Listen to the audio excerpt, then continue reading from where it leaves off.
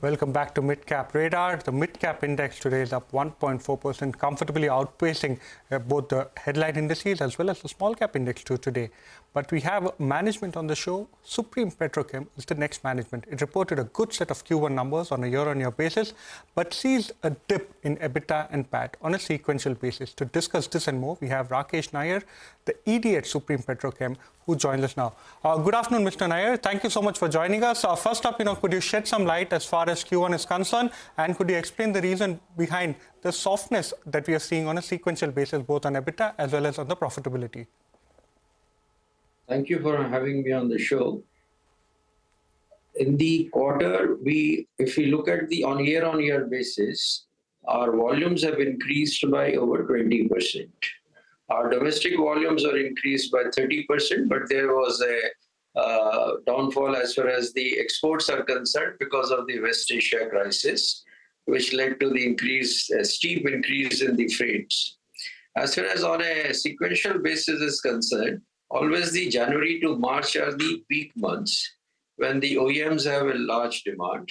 But then that has also resulted in the marginally lower volume growth in the quarter.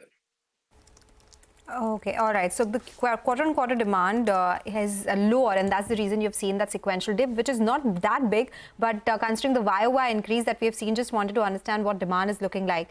Let's talk more about the export bit, Mr. Nayyar, because you did speak about how the freight rates going higher is impacting that business. What are the conversations with your clients suggesting? Will this go on for a bit? Because despite that, volume growth overall has been strong. So what does that mean for FY25 volume growth for you? No, we hope to still maintain our 8 to 10% volume growth for the year. And that is the guidance we had given in the previous quarter. We still hope to maintain the same.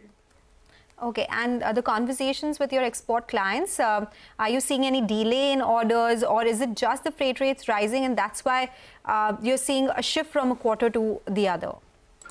Yeah, that's right, because of the freight rates going up. So there is a little subduing in the exports because the prices, otherwise the landed cost goes up substantially high. So people are waiting and watching. But then some of the customers have reconciled to the idea of the higher freights. And so the exports are there, but it is at the reduced level. Okay. Now tell us about the Capex plan that you have for enhancing compounds as well as master batches. What is the kind of Capex you've committed over there? And typically in your industry, what is the asset turn that we can expect from this particular Capex? See, we have right now currently the Capex on three fronts. One is on the mass ABS, other is on the second phase of our expandable polystyrene, and third is on the master batch and compound business. So as far as the overall annual Capex is concerned, we expect that we would be incurring on the ground an expense of around a Capex of 350 crores. Now coming to the asset turn, as far as ABS is concerned, we expect that the asset turn for the phase 1 would be around 2. And as far as the EPS is concerned, we would have an asset turn which would be closer to 3.5 to 4 times. Okay, all right. The other agreement that you've entered into is for license and basic engineering design with Versalis Chemicals Group for phase 1, where the Capex is around 850 crore rupees. Give us more details on this. When does it get commissioned? What is the revenue potential here? What kind of nature of this agreement really is? This is an agreement which we had entered in the last year, and this is for our mass ABS project. And the mass ABS project goes on stream by the end of the current financial year, that is by March 2025. We hope that it will be commissioned. And Versalis is one of the leading companies in the petrochemicals, and there is no royalty element involved in it. It is just the one-time payment of the technical know-how as well as the basic engineering package. And that's what I mentioned in the earlier also, that there are three streams where we are spending money. One is the mass ABS, other is the second phase of the EPS, and also the master batch and compounds. And as far as the top line is concerned, once project gets commissioned on a full capacity basis at the current market prices, it should be adding over 1,000 crores to our revenue. Okay, so 1,000 crore opportunity is what you're seeing from this particular opportunity.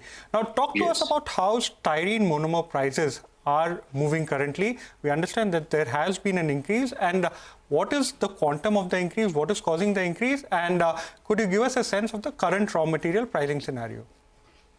The styrene prices have been stable, more or less in a range, but then there is a trend upwards there because the benzene prices, which is the raw material for styrene monomer, that has gone up.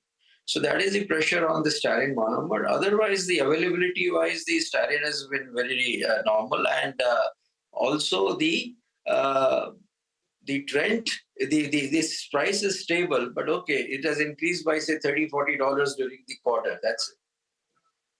Okay. All right, Mr. Nayyar, always a pleasure speaking with you. Thank you so much for joining us today and detailing these numbers. So that's the word coming in from Supreme Petrochem, but we'll slip into a break. As we do that, we strive to get you the best of market and macro voices ahead of the union budget. Tune into CNBC TV18, 9:05 a.m. onwards, and Budget Day tomorrow. We'll be live from the National Stock Exchange with Morgan Stanley's Ridham Desai, Nilesh Shah of Kotak AMC, Prashant Jain of 3P Investment Managers, and NSE MD and CEO Ashish Kumar Chauhan.